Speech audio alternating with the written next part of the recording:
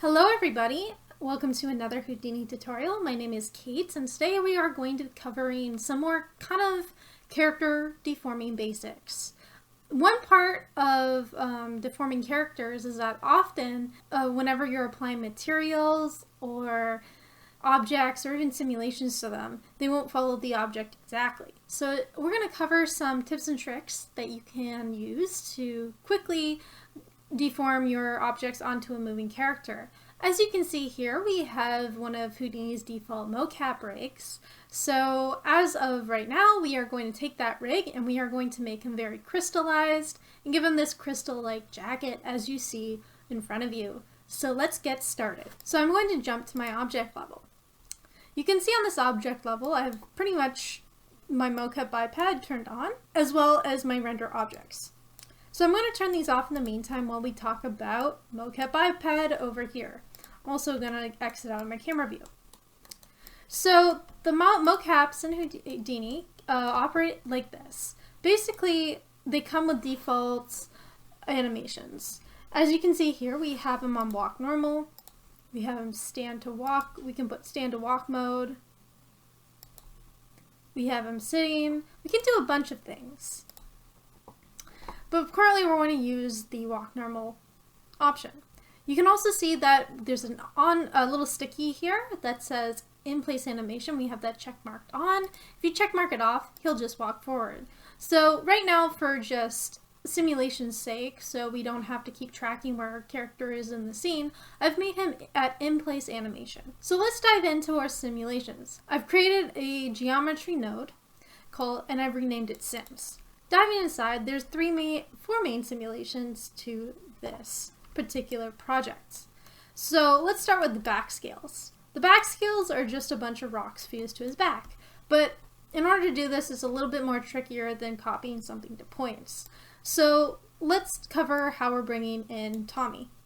I'm going to call our Mocap Biped Tommy from now on, even though Tommy is another piece of geometry in Houdini. Bringing in our Mocap Biped options, you can see that he's moving. You can also see that my object merge is referencing an object coming out of our Mocap Biped geometry node. So let's just click it here, and you can see I'm basically referencing a null within the character's geometry. So just for sanity's sake, I'm going to dive inside Tommy here, and I'm going to show you some changes that I made to the Mocap Biped. So jumping back to the surface, you can find the Mocap Bipeds by going to Characters and choosing Mocap Biped 1, 2, or 3. We're currently using 2. So after you place that in the scene, it's going to look like something like this. So you can see that he comes in the scene and he's using the default walk simulation as you've seen. However, we're going to want to dive inside and make sure we can reference this guy's geometry. And the way you can do that is allow editing of contents. This will create the little lock symbol over here, red, and that will unlock it and allow you to dive inside. Most of this data we won't need, but what we will need is this little geo here.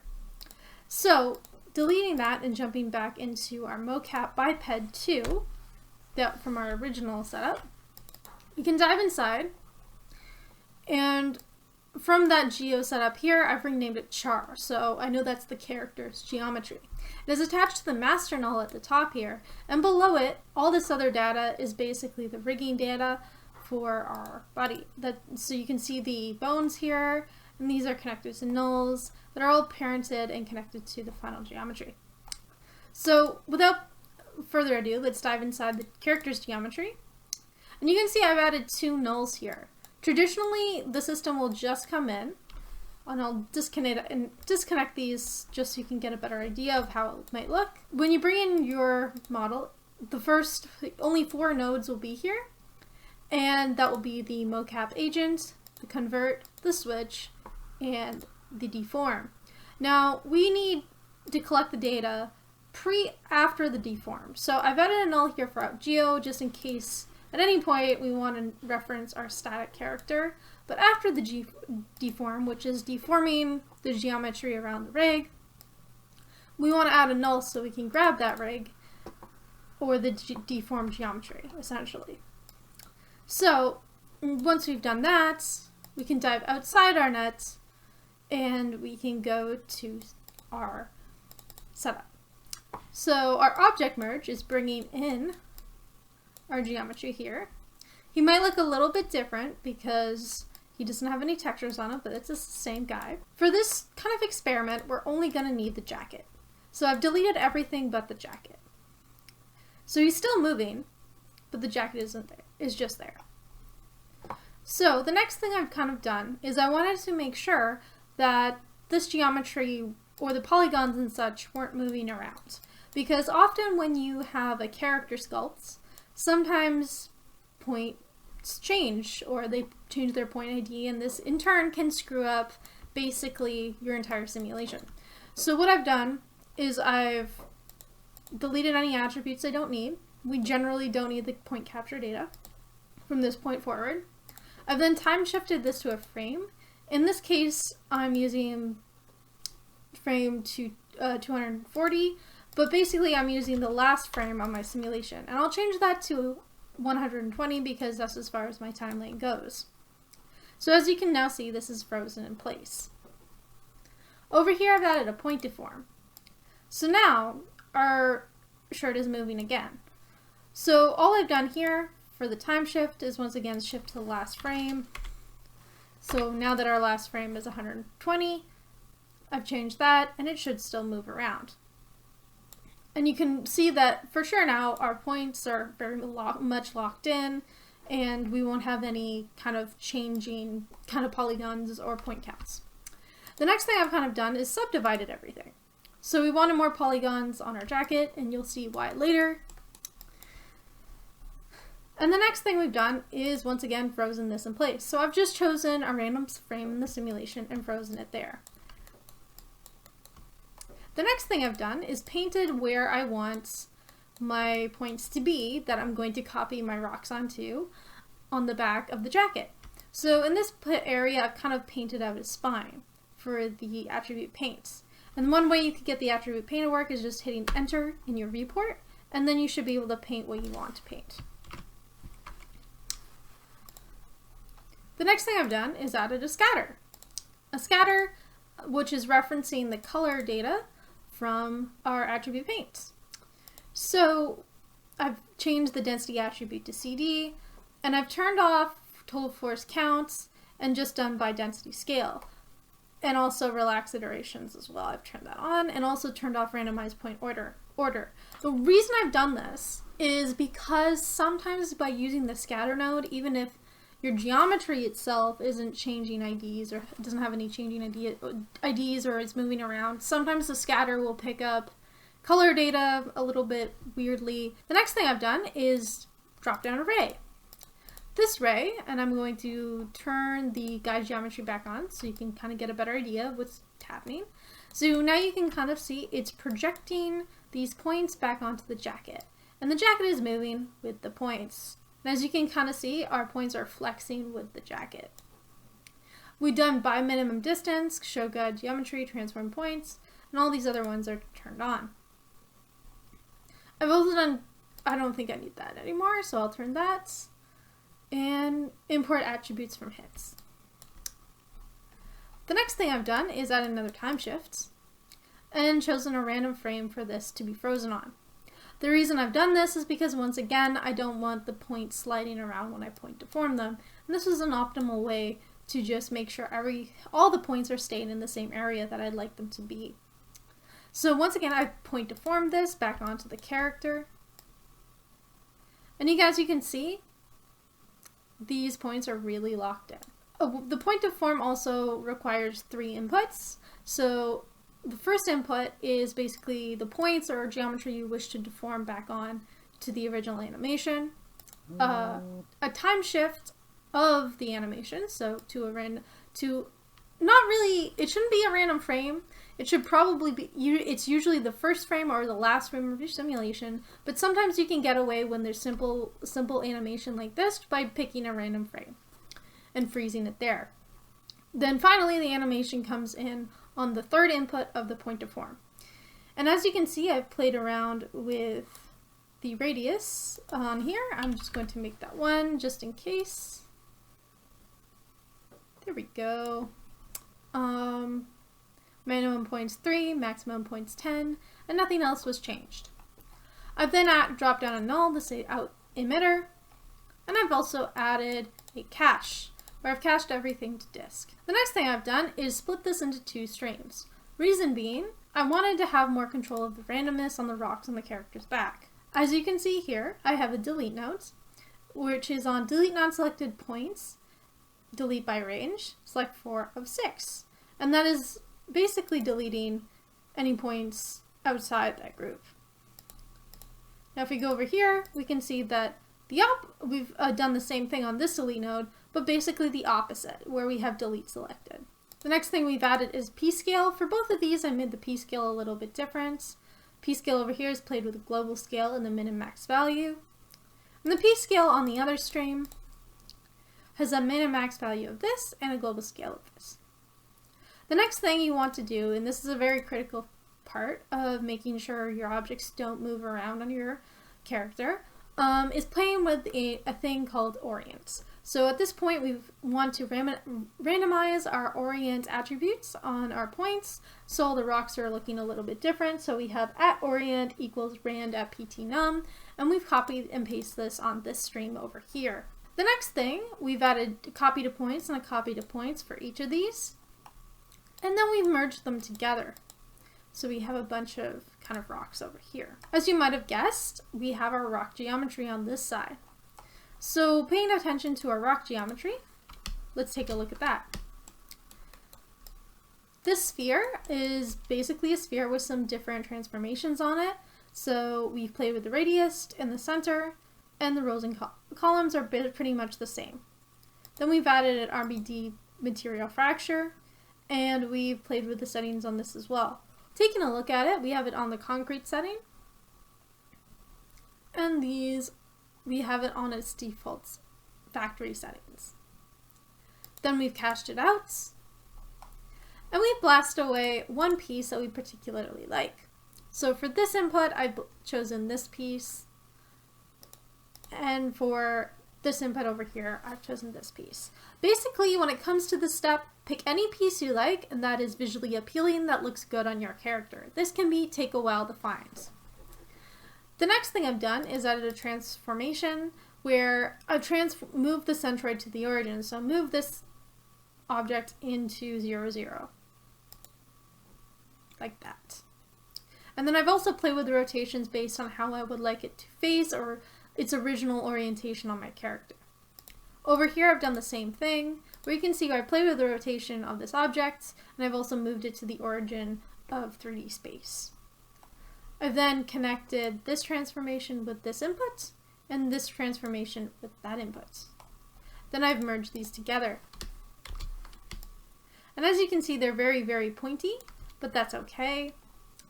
And then I've deleted their attributes that I don't need. In this case, we're deleting color. Over here, I've added a color swap, and this color swap is basically taking a group associated with the material fracture. It is taking the attribute UV, and it's just creating a random color ramp for this. I've then blurred the color so we can have a more kind of bluey gray, kind of icy feel, and then pack them all together and drop down a null, and now these are the back rocks. And they should look something like this on the character. Load, and now we have some back rocks. So moving over to the back rocks, let's take a look at these. You can see these are pointing out the back. I've dropped down a separate geometry node for them, so I can do this as the render only node, and inside I have an object merge. And this is where I'm bringing out the back rocks. I'm just going to color this node so we know that we've taken a look at it, and turn it off. I'm going to dive back inside, and we're going to cover our next rock group.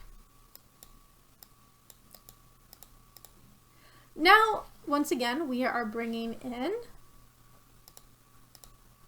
Tommy, and we can see that once again he has no textures on. We are blasting everything away but his jackets. And we're doing the same setup over here to make sure, none of his primitives or polygons are moving around. So we're deleting all the things and attributes we don't need, time shifting it to a position that we'd like, and point deforming it back onto its original animation. Then we are once again choosing a frame of our choice for the time shift. The next thing we're doing is subdividing it, so we can have a smoother shoulder and also smoother geometry to work with. We are once again time shifting this to a frame that we like and painting on the character where we'd like these to go. So in this particular case, I would like these stones to go up his arms in sort of kind of a wavy pattern. So I've chosen where I would and wouldn't like them and painted that there. And I've added a scatter stop. I've played with the density scale and the density attribute, which in this case is color that we'd like to emit from, and also with the global seed and relax iterations. I've then rayed this back onto the character, and once again you can probably see some issues that are happening that often happen when you project points onto characters. You can kind of see the points following the character's movement if we turn on show guide, where the points are moving with the object, but they're kind of sliding around a bit.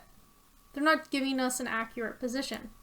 So for this particular step, I'm going to turn off the guide again, as it is a little bit distracting, is to choose the best frame where all the points look natural. So on this at this point on frame 26, they look pretty good. On our time shift, we're choosing frame 112 because that frame also resembles this one. We are then point deforming this back onto the original geometry. I'm just going to fix my radius scale. And then we are also using a time shift to choose our kind of frozen geometry for the point deform to reference. And in this place, it should now move without the point sliding around. Then we drop down at null and in a file cache as well, so we can cache these points. And now let's talk about our two different rock types. Alright, so the next thing is to look at our points again. Which ones are we selecting? So once again, we are choosing to put down a delete and create two of them. These are once again selecting group 4 of 6 and points. This one's doing delete selected. This one is a copy and paste of this node, but it's an operation delete non-selected.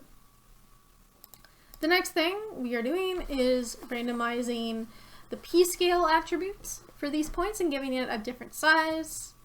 And over here we have another p-scale attribute that's also giving those points a different size.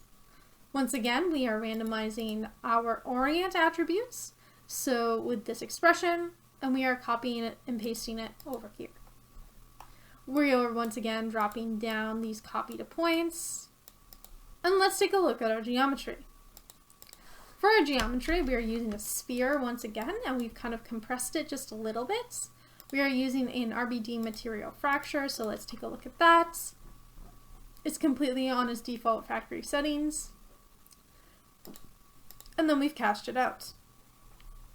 The next thing we've done is blasted away a piece of geo that we prefer. So once again, choose any piece of your now fractured geometry that you prefer. Transform that to 0, 0 for both of those and rotate them as you see fit. Then copy them onto your points and you should have some very cool spiky things for your arms. Then delete any attributes you don't need. Lay some color to them so you can kind of see some cool fall off happening. Blur the color and pack them together. And as you can see here, we now have a null that says out pebbles. And if we jump to the surface, we can see that we now have a geometry object node. Now if we jump inside, we have that is referencing that null. So turning that on, let's color this green and look through our camera. So as you can see here, these move directly with the character and they do not bend unless he bends his arm. Let's take a look at the other two pieces of the puzzle, particularly the rock shoulders and the rock kind of elbows area. Over here, once again, we are bringing in our character. He has no textures. I'm blasting away a shirt.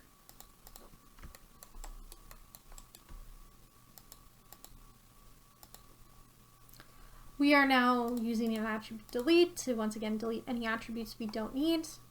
Time shifting this to a position that we feel comfortable with, and point deforming this back. We are also using a time shift for our second input and choosing a frame that we prefer. The next thing we're doing is subdividing it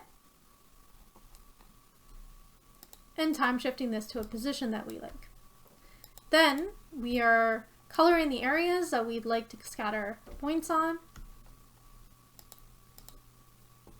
And once again, playing with the settings. This time we are turning off relaxed iterations, playing with the global seed, density color, and also density scale. Then we are bringing this back onto the character. If we take a look at it, they're slightly bending with the shoulders. So we need to time shift this once again. So let's time shift this to a frame of our choosing and point deform this back onto the character.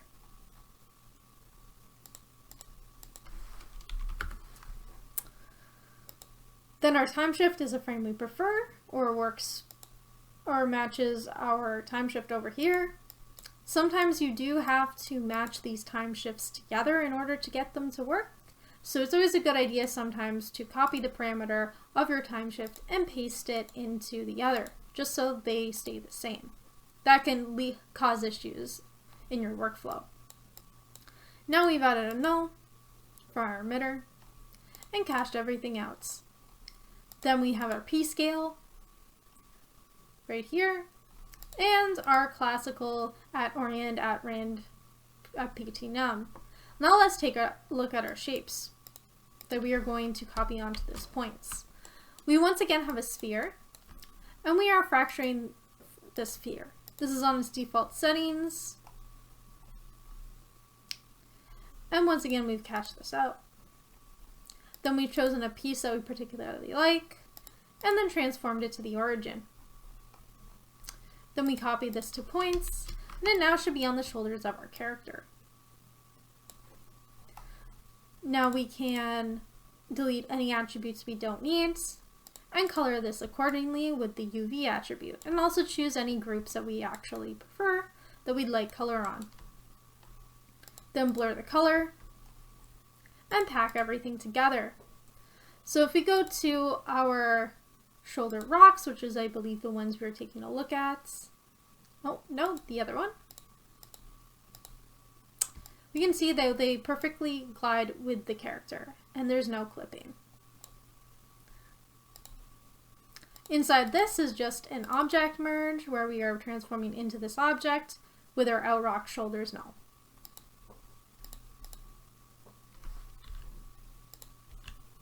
So we'll color that.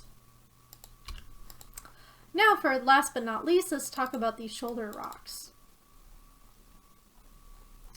So going back up to the top, we are once again bringing in our geometry. We are blasting away everything but the shirt, deleting any attributes we don't need, and time shifting this to an appropriate position. Then we are point deforming this back to the animation, and then time shifting this back into the second input. Then we are subdividing this, and we are time shifting this to a frame that we like. And as well as painting the areas around his shoulders with an attribute paint. So you should have something like that. Don't be afraid to paint over certain areas that you've already put rocks on as well. This creates a good overlap in objects that can be on your character. Then we are scattering points onto the shoulders. Our density scale is this number, density attribute, density global seed, and we've turned off everything else. Then we are raying this back onto the character, and as you can see, there is a ton of warping. You can kind of see where the character's shoulder clips right there as well. So we've chosen a frame that we like, in this case 112. Then we're point deforming this back onto the animation to reduce clipping. And our time shift goes into our second input. Then we have our null, and we are caching everything out. The next thing we're doing is adding our P-scale, which is this, and our handy dandy null for adjusting the orient options. The next thing we're doing is adding a delete, so deleting everything between these groups and the entries points, and also adding another delete that is exactly the same and is referencing these parameters. The next operation is delete non-selected, so we're choosing the opposite of these points, and then feeding these into two copied points. So one delete should go there, the other should go on the other one. Then we are merging them together. So let's take a look at the rocks. For this one, we are using a box. We're not using too many axes divisions. The higher axes divisions, the more heavy this project is going to be, so keep your poly count low. It's always good to have a really good low poly count. And for this, for the RBD material fracture, we are using the glass function. So I haven't changed anything down here, but all I've changed is the material type. Then I've cached this out, and I've chosen a piece from this that I like, and I've also done the same over here. This one I've made a more chunky piece. Then I've transformed this to the origin of 0, 0, but it seems to be been rotated slightly. So we'll transform that to the origin and raise that just a little bit. And then down here, I've rotated him around so he's facing a custom position. So I wanted this guy pointing a little bit down. On the other stream, I've transformed this to the world axes, and I've also transformed this piece of geometry like that. Then I've plugged these into the copied points respectively and merged them together. So now we have our back covered in rocks.